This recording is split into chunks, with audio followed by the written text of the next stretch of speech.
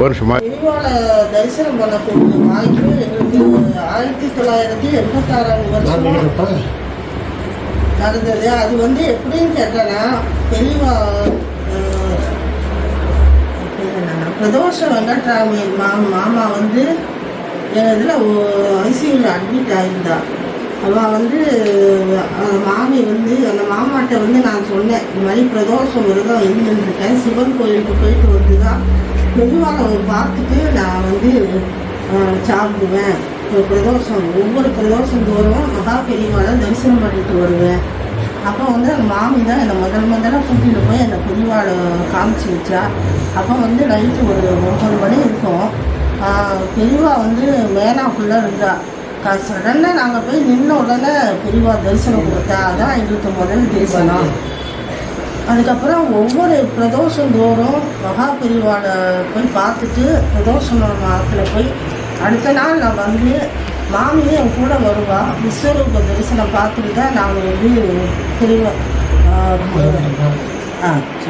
அதாவது பெரியவாளை பார்க்க முதல்ல நாங்கள் போகும்போது பெரியவா விசிராந்தி போயிட்டான்னு சொல்லிட்டா. அப்புறம் நாங்கள் என்ன பண்ணோம், பெரியவா 4 பேர் வந்திருக்கா உள்ளே வாங்கன்னு சொன்னான்.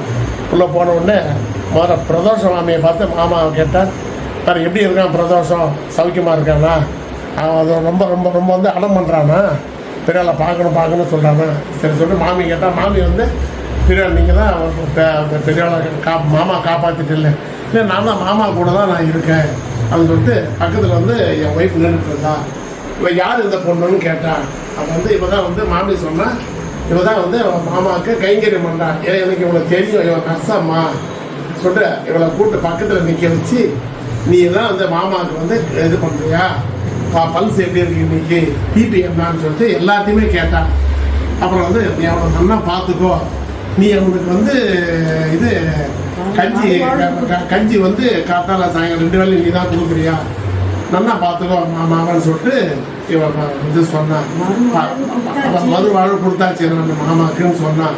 அப்புறம் நான் பக்கத்தில் நின்னேன். என்னை கூப்பிட்டு நீ இந்த நாஸ்தா இருக்கானான்னு கேட்டு ரொம்ப விசாரிச்சா. ரொம்ப மறக்க முடியாத அனுபவம் எங்களுக்கு முதல்ல பெரியவங்க அப்படின்னு பார்த்தோம். அதுலேருந்து வாரம் 2 பேருமே செவ்வாய்க்கிழமை பெரியவளை பார்க்க போயிடுவோம். பெரிய தரிசனம் முடிச்சோன்னா பெரிய பிச்சையும் போது எங்கள் பிச்சை பிரசாதத்தை பெரிய எங்கள் 2 பேருக்கும் கொடுப்பாங்க. இதுதான் ரொம்ப ஒரு தடவை 1000 பேர் இருந்தால் எனக்கு 14 வருஷம் குழந்தை இல்லை. பெரியவா அனுகிரகத்தில் தான் எனக்கு பையன் பிறந்தான் முதல்ல.